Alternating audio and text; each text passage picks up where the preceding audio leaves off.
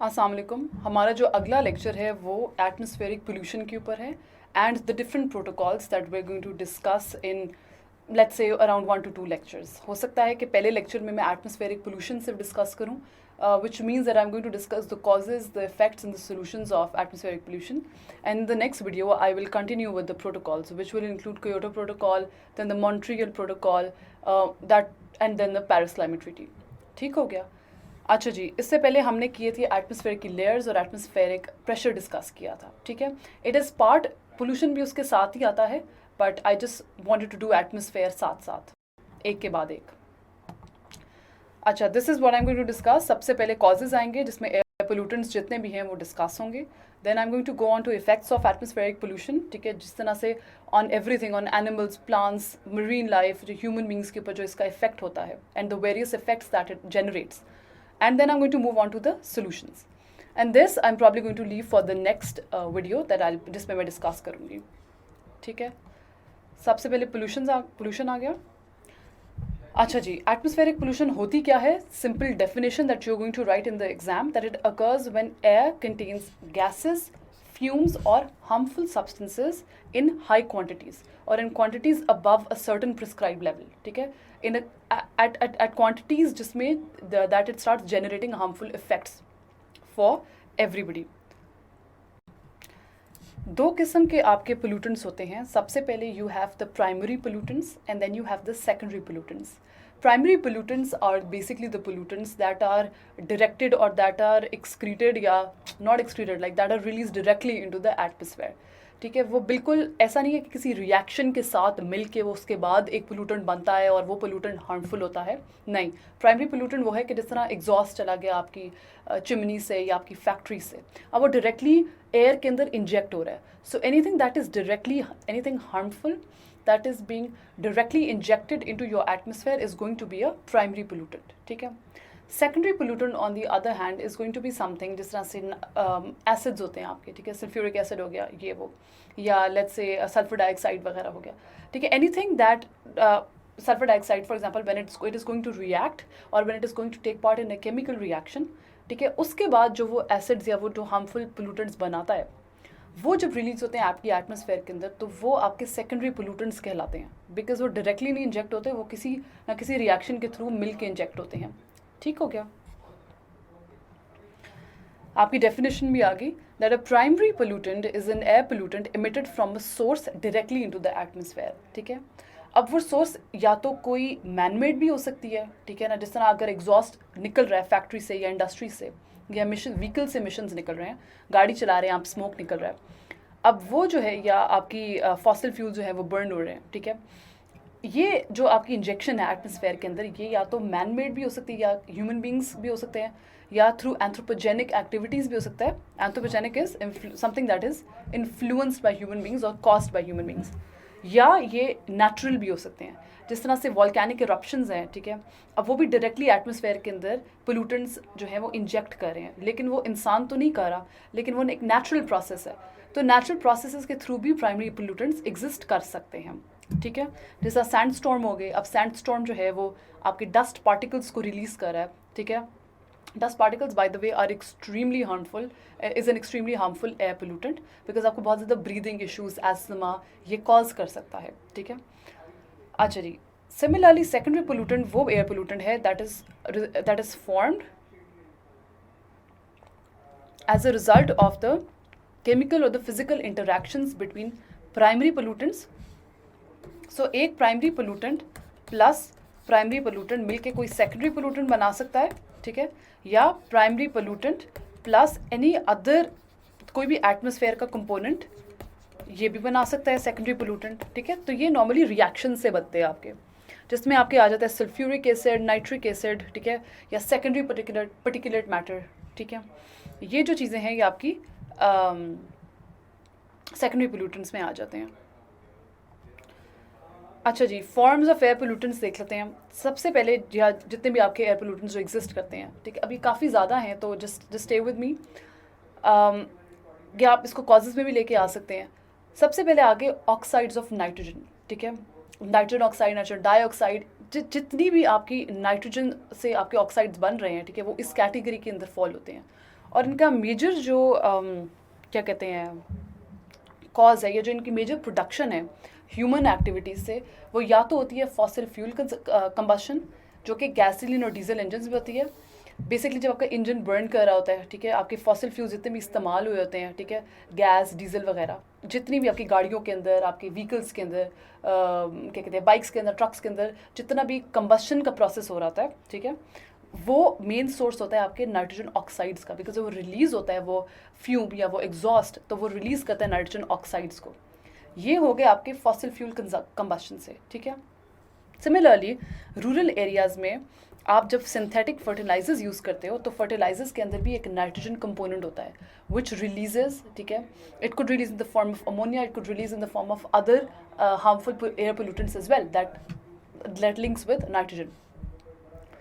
अच्छा जी, करता क्या है कि एक्सपोजर जो है, ये वैसे इफेक्ट्स के अंदर ज़्यादा डिटेल में डिस्कस होगा, लेकिन इफेक्ट्स नॉर्मली होते हैं inflammation of the respiratory tracts, ठीक है। सिमिलरली एक बहुत हार्मफुल जो इसका कॉज है, जो इसका इफेक्ट है, जो सिर्फ नाइट्रोजन ऑक्साइड का नहीं है बल्कि सल्फर डाइऑक्साइड का भी है, कि वो एटमॉस्फेयर में रिएक्ट करेगा वाटर के साथ, वाटर वेपर के साथ, ऑक्सीजन के साथ, and it is going to then fall as acid rain, जो कि एसिड रेन जो है वो बहुत ज़्यादा पोल्यूट करता है, करोड करता है आपकी बिल्डिंग्स को। It also causes a lot of respiratory problems, it also causes a lot of damage to your infrastructure. अच्छा जी, और आपकी फूड चेन में अगर एसिड रेन चला जाए तो वो एनिमल्स को भी हार्म करेगा, वो जो उस पानी को कंज्यूम कर रहा है वो उस सबको हार्म करेगा ज़रूर। अच्छा, let's move on, second.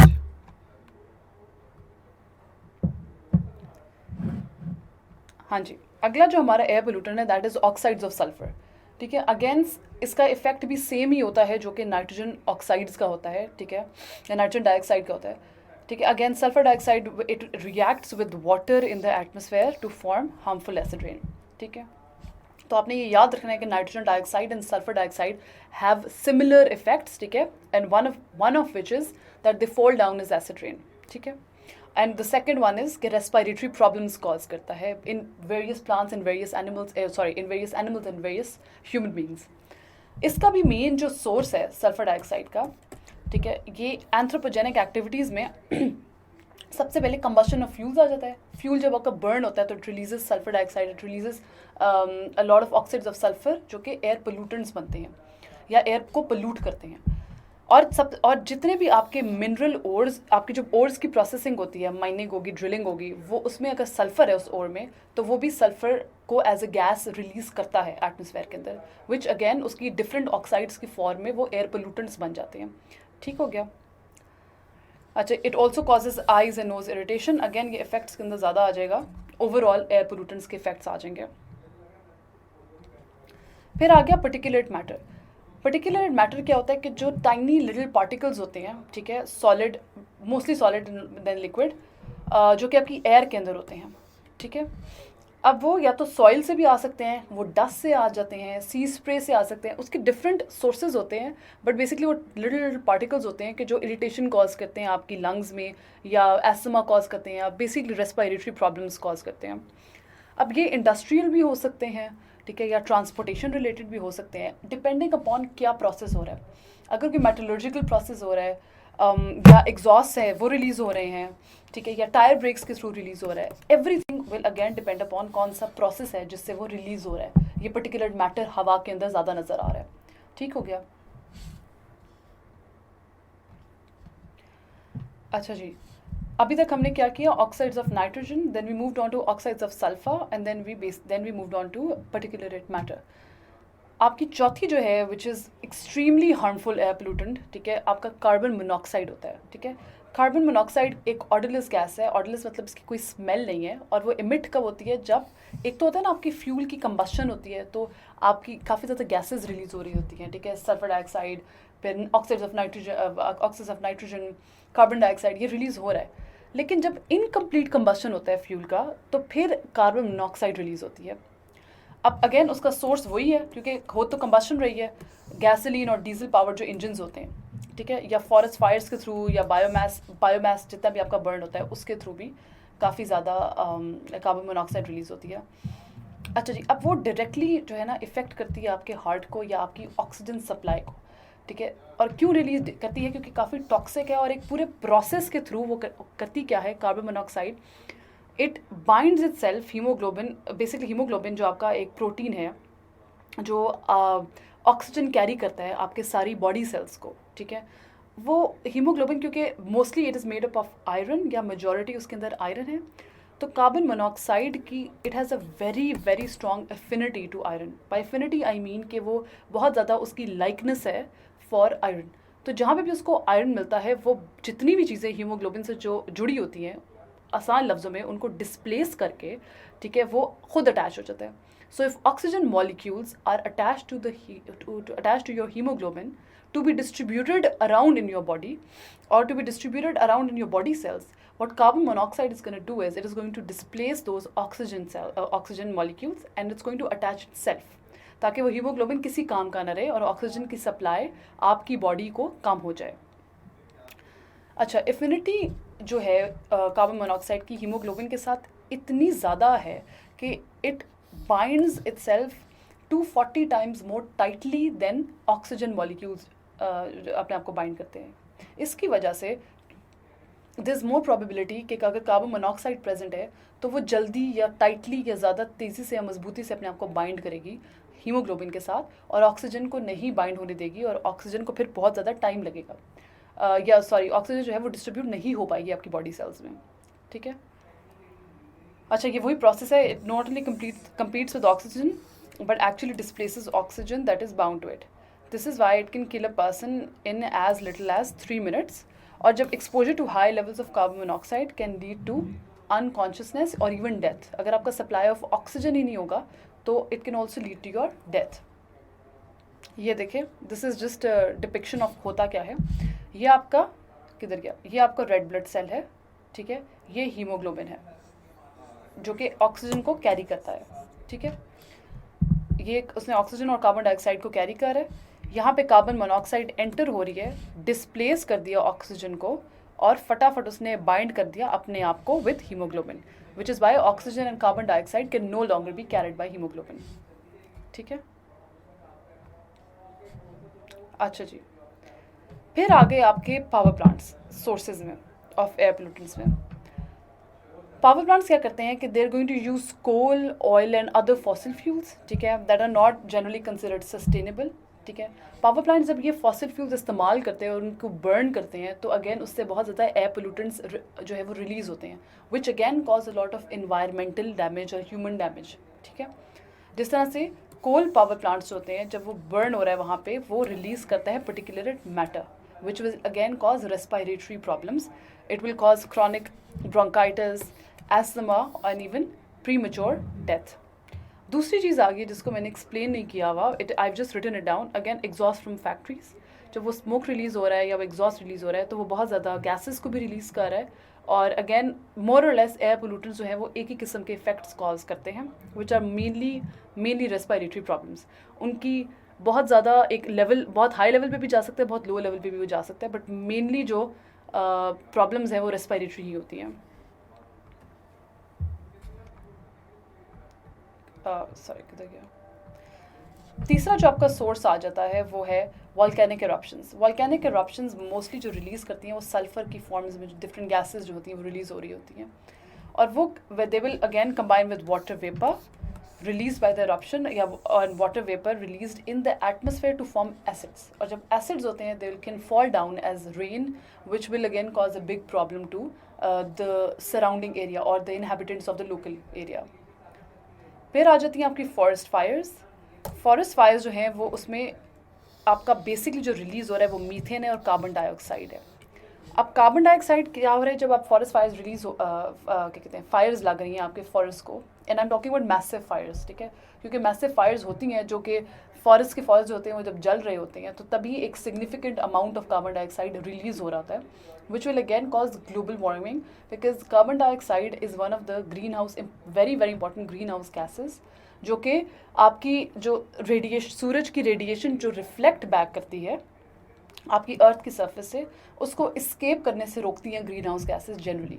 I am going to explain to you in more detail जब ग्रीन हाउस गैसेज का ये टॉपिक आता है, बट कार्बन डाइऑक्साइड बस बेसिकली करता क्या है कि उस रिफ्लेक्टेड हीट को जिस तरह एक ग्रीन हाउस होता है ना, या प्लांट्स के लिए होता है जो कि ट्रैप करता है सनलाइट को, इस तरह वो सनलाइट को ट्रैप करता है, जिसकी वजह से आपका जो ग्लोबल टेम्परेचर या अर्थ का टेम्परेचर इंक्रीज़ हो रहा है डे बाई डे। तो अगेन ये सबसे ज़्यादा आई बिलीव के काफ़ी बड़ा ये हार्मफुल इफेक्ट है। तो again this also causes air pollution. पांचवी जो आपकी चीज़ है जो सोर्सेज में आ जाता है, जिस तरह से पहले हम फॉर्म्स कर रहे थे, then we moved on to sources, there agricultural activities. ठीक है, एग्रीकल्चरल एक्टिविटीज़ क्या होता है कि जब आप फील्ड्स में फर्टिलाइजर्स इस्तेमाल करते हैं तो आपकी एक गैस रिलीज होती है अमोनिया। ठीक है, which it enters the air as a gas. ठीक है, from heavily fertilize fields and livestock waste. अब अमोनिया जो है करता क्या है, अमोनिया रिलीज होता है आपके फर्टिलाइजर्स से, मोस्टली फर्टिलाइजर्स से, और फिर वो कंबाइन करता है पोल्यूटेंट्स के साथ, कंबशन वाले पोल्यूटेंट्स के साथ, जिस तरह से नाइट्रोजन ऑक्साइड्स हो गए, सल्फर ऑक्साइड्स हो गए, सल्फेट्स हो गए from vehicles, power plants and industrial processes to create tiny solid particles. ठीक है, और एरोसोल्स। सो हो क्या रहा है कि अमोनिया आपका रिलीज हो रहा है फील्ड से। ठीक है, वो अब रूरल एरियाज में ज़्यादा काम हो रहा है। It will combine with urban areas के अंदर या जो सराउंडिंग एरियाज़ के अंदर जो डिफरेंट पोल्यूटेंट्स हैं जो कंबशन से रिलीज़ हो रहे हैं, ठीक है, या जो एग्जॉस्ट से रिलीज़ हो रहे हैं इंडस्ट्री से, पावर प्लांट से, इन the form of oxides of nitrogen और ऑक्साइड्स ऑफ सल्फर, वो उनके साथ मिल के या रिएक्ट करके टाइनी सॉलिड पार्टिकल्स बनाता है, जिसको एरोसोल्स भी बोलते हैं। Aerosols again they cause heart diseases, they cause lung diseases as well. ठीक हो गया? अच्छा जी, यहाँ तक आपके आगे थे कॉजेज़ कह लें आप इनको, सोर्सेज हैं। ठीक है, I just have a recap again. सबसे पहले अपने फॉर्म्स ऑफ एयर पोल्यूटेंट्स किया है। ठीक है, oxides of nitrogen, oxide of sulphur, particulate matter, carbon monoxide आ गया। ठीक है, फिर आपने सोर्सेज कर ली कि कहाँ कहाँ से वो रिलीज़ हो रहे हैं। ठीक है, ये आपके 5 सोर्सेज आ गए। और अब हम जाएंगे इफ़ेक्ट्स के ऊपर। सबसे बड़ा जो इफ़ेक्ट है जो मैं आपको उसमें भी समझा रही थी, फॉरेस्ट फायर्स में भी, कि कार्बन डाइऑक्साइड जब रिलीज़ होती है तो वो ग्लोबल वार्मिंग का कॉज करती है। बिकॉज कोई 6 ये the number of greenhouse gases whichever they are, जो कि अगेन आगे डिस्कस होगा, they are going to trap जितनी भी आपकी क्या कहते हैं हीट है जो रिफ्लेक्ट होती है, जो रेडिएट बैक करती है फ्रॉम द अर्थ, जो सनलाइट होती है, उसको जब वो ट्रैप कर लेता है तो वो ओवरऑल ग्लोबल टेम्परेचर्स आपके बहुत ज़्यादा इंक्रीज़ कर जाते हैं। तो जितनी कार्बन डाइऑक्साइड आप एटमॉस्फेयर के अंदर इंजेक्ट करेंगे उतनी ही ज़्यादा ग्लोबल वार्मिंग जो है इंक्रीज़ होगी। मतलब दुनिया जहान में ग्लोबल वार्मिंग की वजह से बहुत ज़्यादा ट्रीटीज़ आई हुई हैं। ठीक है, just to control the level of carbon dioxide, to control the level of temperature increase in the earth, जिसकी वजह से आपके ग्लेशियर्स भी मेल्ट कर रहे हैं, आपके ice caps, polar ice caps भी मेल्ट कर रहे हैं, which is going to cause बहुत प्रॉब्लम्स ये फ्यूचर में कॉज कर सकता है अगर आप ग्लोबल वार्मिंग को कंटेन नहीं करते। It can cause floods, dry spells, famine, various, फिर उसके बाद हीट स्ट्रोक्स। ठीक है, जिसकी वजह से इनडायरेक्ट इफेक्ट्स आ जाते हैं, psychological damage to people, etcetera etcetera. ठीक है, so basically again global warming के टॉपिक के अंदर आएगा, but what you need to know is that carbon dioxide, the amount of carbon dioxide injected in the atmosphere is directly proportional to the rise in the global temperature. ठीक है, अच्छा जी, ठीक है, आपका प्लैनेट इट गेट्स हॉटर, जिसको आप basically कहते हो ग्रीन हाउस इफेक्ट। तो this is the first effect of air pollution, accelerated global warming. The second effect is human respiratory and heart concerns. ठीक है, तो सबसे ज़्यादा इरिटेशन जो कॉज होती है किधर है, आइज़ में, लंग्स में, नोज़ में और आपके थ्रोट में। ठीक है, जो मेजर रेस्पिरेटरी प्रॉब्लम्स है, एक एस्थमा हो जाता है। ठीक है, एस्थमा आप सबको पता है कि कंस्ट्रिक्ट हो जाती हैं आपकी वेसल्स, या आप सांस आपका कम्प्लीटली अंदर नहीं जा रहा होता। और दूसरा आपका आ जाता है emphysema. I hope I'm pronouncing it correct. Emphysema, it could be emphysema or emphysema, whatever the pronunciation is. So what happens in this condition is कि आपकी जो alveoli हैं वो constrict कर जाती हैं, या वो completely आपकी exchange of gases नहीं हो सकता आपकी alveoli के अंदर, वो बहुत ज़्यादा आपकी डैमेज कर जाती हैं। अगर आपने रेस्पिरेटरी सिस्टम पढ़ा हो तो उसके अंदर आपको पता चल जाएगा कि ये जो alveolar sacs होते हैं, they are very important in the exchange of gases, the exchange of carbon dioxide, and eventually क्या होता है, कार्बन डाइऑक्साइड फिर ऊपर आपकी आके ये सारी लंग्स में होती हैं। ये एल्वेलाई जो है, अगर ये आपका लंग है तो ये एल्वेलाई, ये सैक्स होते हैं। ठीक है, तो ये सैक्स क्या करते हैं, कार्बन डाइऑक्साइड को एक्सेल करते हैं, करवाते हैं आपसे। तो हर सेकंड जब आप ब्रीद इन और ब्रीद आउट कर रहे हो, उससे ये है कि वो ऑक्सीजन आपकी ब्लड सेल से या ऑक्सीजन लेता है, उसके बाद आपके कार्बन डाइऑक्साइड वो वापस कर देता है, या वो एक्सेल आउट करवा देता है। Again when this process is not happening, या ये प्रोसेस स्लो डाउन हो रहा है या कंस्ट्रिक्ट हो रहा है, तो आपको ये सर्टन कंडीशन आपकी डेवलप हो जाती है, ठीक है. So it has to do with the damage that is done to alveoli. और वो क्यों होती है? Because of air pollutants. अच्छा जी, जब आप when you are expose to air pollution, you are also expose to a higher degree of heart diseases, specially people with pre conditions जिनको ऑलरेडी एग्जिस्टिंग हार्ट प्रॉब्लम्स हैं. अच्छा, air filled with toxins have been a huge contributor to heart attacks. तीसरा जो इसका effect है वो wild life इंडेंजरमेंट आ जाता है, ठीक है, जिसमें आपकी एयर पोल्यूशन जो है, जो आपके साथ ह्यूमंस के साथ कर रही है, वो एग्जैक्टली आपके एनिमल्स के साथ भी कर रही है. It's also causing them breathing difficulties और रेस्पिरेटरी इशूज़. एक और प्रॉब्लम ये होता है कि जब एनिमल्स के not figure out obviously what is happening to them, और जो भी हो रहा है उनके साथ, या ब्रीदिंग इश्यूज हो रहे हैं जो भी, तो if a particular habitat is not comfortable for them, they are going to migrate, they are going to seek new homes, और आपके पूरे इकोसिस्टम को इफेक्ट करती है, ठीक है. सिमिलरली ये सर्फेस एनिमल्स के साथ हो रहा है, तो वो मरीन लाइफ के साथ भी हो रहा है. तो अगर मरीन लाइफ की आप लेट्स से कि टॉक्सिक केमिकल्स जो हैं आपकी वाटर सरफेस के ऊपर आ रहे हैं, या एयर कोई भी ऐसा एयर पोल्यूटेड है जो कि मिक्स हो रहा है बाद में आपकी वाटर के साथ, and it's decreasing the oxygen content, तो इवेंचुअली यही होगा कि आपकी डेथ ऑफ मरीन लाइफ भी इट स्टार्ट्स हैपनिंग. फिर आ जाता है एसिड रेन, जो कि मैंने ऑक्साइड्स ऑफ सल्फर और ऑक्साइड्स ऑफ नाइट्रोजन में बहुत डिस्कस किया था, कि होता ये कि these oxides react with water in the atmosphere and the oxygen and they fall back as acid rain that causes immense harm to humans and animals and it damages crops, ठीक है. आप ये करोड करने लगता है आपकी बिल्डिंग्स को, ठीक है, खाने लगता है. उसके बाद बहुत ज़्यादा, अब अगर आप वही पानी आप पी रहे हैं तो ऑब्वियसली आपके सिस्टम को भी वो ख़राब कर रहा है, ठीक है. वही पानी अगर जानवर पी रहे हैं तो उनको भी वो ख़राब कर रहा है, या उनको it's causing diseases in them as well, ठीक हो गया. और अगेन जो आपके क्रॉप्स के ऊपर भी वो एसिड रेन गिर रहा है, तो वो बारिश वाला पानी नहीं है, वो कोई अच्छी चीज़ नहीं है that is going to be beneficial to your crops, it is going to eventually destroy your crops, ठीक हो गया. फिर आ जाता है स्मॉग का, जो कि रिसेंटली हमने बहुत ज़्यादा देखा है अपने मुल्क में भी, ठीक है, पाकिस्तान में भी, कि आपकी स्मॉग की इतनी थिक लेयर होती है कि 4 से 5 साल पहले ऐसा नहीं था कि लाहौर शहर के अंदर लोगों को इतने रेस्पिरेटरी प्रॉब्लम्स हो. But because I have been a major effect of this is well, कि अब स्मॉग की वजह से मुझे भी एक ऐसी खांसी लग जाती है कि एवरी विंटर सीजन ये होता है कि बिटवीन दिसंबर टू फरवरी मार्च ये होता है कि मेरा इतना गंदा खांसी होता है कि I can't just talk normally. And if you it's a hilarious thing, but अगर आप मेरी वीडियोज़ वो वाली देखें सर्दियों वाली, तो you will actually see that I am like pausing again and again to drink a sip of water, या अपने आप को बहाल करने के लिए, बिकॉज मुझे एट टाइम्स लग रहा था कि भी मैं खांस रही हूँ और या खांस पढ़ूंगी मैं वीडियो के अंदर. So I would always pause and then I would continue again. Anyway, so ये बहुत ज़्यादा प्रॉब्लम स्मोक का भी आ गया है, और ये किस लिए होता है? जब आप बहुत ज़्यादा स्मोक है आपका इंजेक्ट हो रहा है एटमोसफेयर के अंदर, which is eventually going to cause breathing problems in people. अगली जो चीज़ है हमारी, जो अफेक्ट है हमारा, स्किन डैमेज. सबसे उसकी worst form would be skin cancer, ठीक है. और वो अल्टीमेटली क्या होता है कि जब आपके एयर पोल्यूटेंट्स जो हैं आपकी रिएक्ट करते हैं एटमोसफेयर के साथ, तो अक्सर ये होता है कि आपकी स्किन को बहुत ज़्यादा वो डैमेज करने लगते हैं, ठीक है. इसके अलावा इसका डायरेक्ट इफेक्ट तो नहीं होगा इतना ज़्यादा जितना इनडायरेक्ट होगा. फॉर इंस्टेंस अगर ओजोन लेयर जो है वो अगर आपकी डिप्लीट हो रही है, ठीक है, तो आपकी हार्मफुल रेडिएशन एंटर हो रही हैं, वो आपको eventually they causing skin disease in human beings, ठीक है.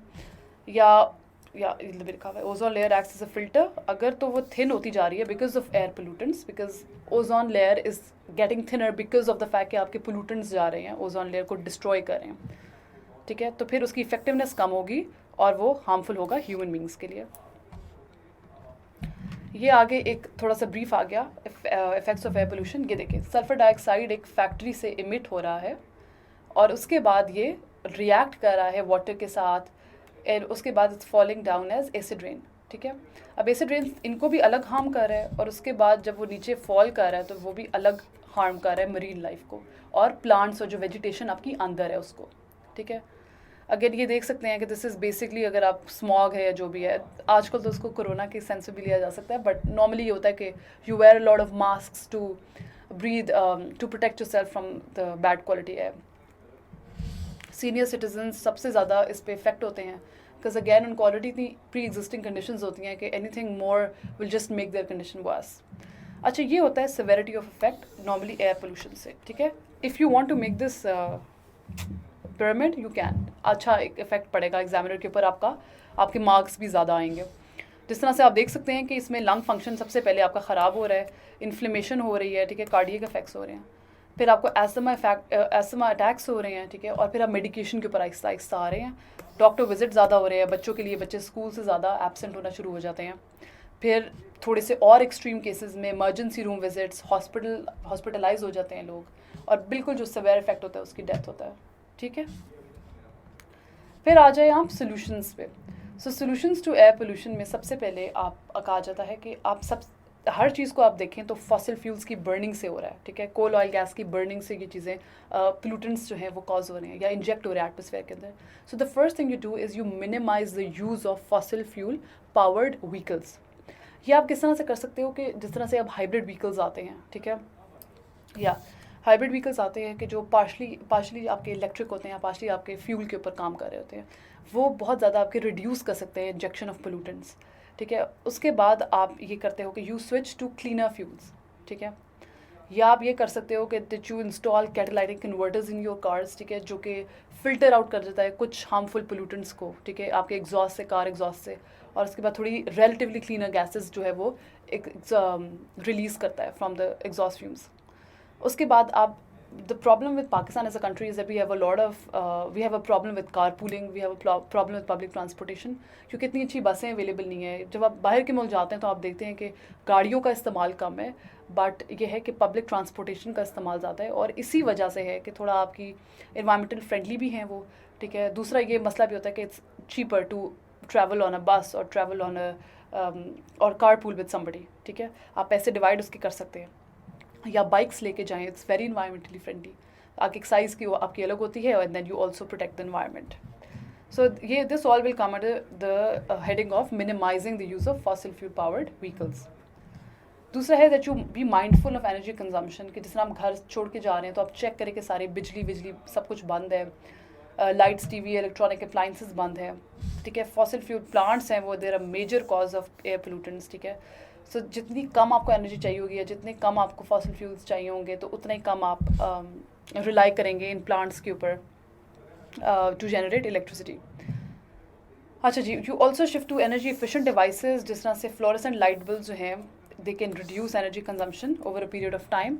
तो जो एनर्जी सेवर्स होते हैं उनका इस्तेमाल ज़्यादा करें, जिस तरह क्योंकि वो बेहतर जो है या बहुत जुडिशसली आपकी एनर्जी को यूज़ करते हैं। Then you also become an advocate for clean energy, या आप परसू करें इस चीज़ को, क्लीन एनर्जी को। क्लीन एनर्जी में क्या क्या आ जाता है, आपकी सोलर, विंड, जो हमने एनर्जी सोर्सेज में भी पढ़ा हुआ है, सोलर, विंड, जियोथर्मल एनर्जी, ठीक है, वाटर हो गया। अब ये बहुत कम जो है वो एयर पोल्यूशन कॉज करते हैं, ठीक है, because there no burning of fuels over here. अच्छा जी, इवन वो कहता है कि न्यूक्लियर एनर्जी भी बहुत बेहतर है आपकी कन्वेंशनल जो फॉसिल फ्यूल प्लांट्स हैं when it comes to air pollution, even nuclear energy is much cleaner, ठीक है। और उससे भी बड़ी बात यह है कि यू फॉर्मुलेट पॉलिसीज़ जो कि आपकी पब्लिक को एजुकेट करें, बिकॉज राइट नाउ हमारी लिस्ट के ऊपर एनर्जी सेविंग या air pollution is not on the top of the list of our government, for example, because we're a third world country, so we won't care about conserving the environment, ठीक है। बल्कि कितने environmentalists हैं जिनके आपको नाम आते होंगे, I mean on the top of my head I can only think of Rafe आलम, जो कि इज़ अ गुड environmentalist, जो कि एडवोकेट बहुत ज़्यादा करता है क्लीन एनर्जी को या जनरली पोल्यूशन लेस इन्वायरमेंट को। We don't do that any more, या हम लोग कभी ऐसा हमने नहीं सुना कि गवर्नमेंट जो है उसको बहुत ज़्यादा अहमियत दे रही हो, and it's partly because we have a lot of other problems as well in our country कि हम इतना गौर नहीं कर सकते इस पर। बट ये कि जितना आप एजुकेट करेंगे पब्लिक को तो उतना ही बेहतर होगा उस मुल्क के लिए। चौथी चीज़ है कि you recycling also helps air pollution, it is very self explanatory. Yes, मैं आपको क्या बताऊँ कि instead of throwing away your containers आप उसको दोबारा से रिसाइकिल करें, ठीक है, to prevent the release of gases, to prevent air pollution. These are some of the sources in air pollution. इसको आप पढ़ें, causes and effects हैं इसमें, ठीक है, इसमें आपके solutions भी आ जाते हैं। This is, and if I've missed any point in the lecture, so you can also add that by looking at the video. ये बहुत छोटी videos हैं, this one's 3 minutes long and this one's 1 minute 45 seconds long. So आप इसको बस अपने phone पे ही देख सकते हैं and you can see if there's anything, if there's any other thing that's beneficial. Thank you so much. I hope this was helpful.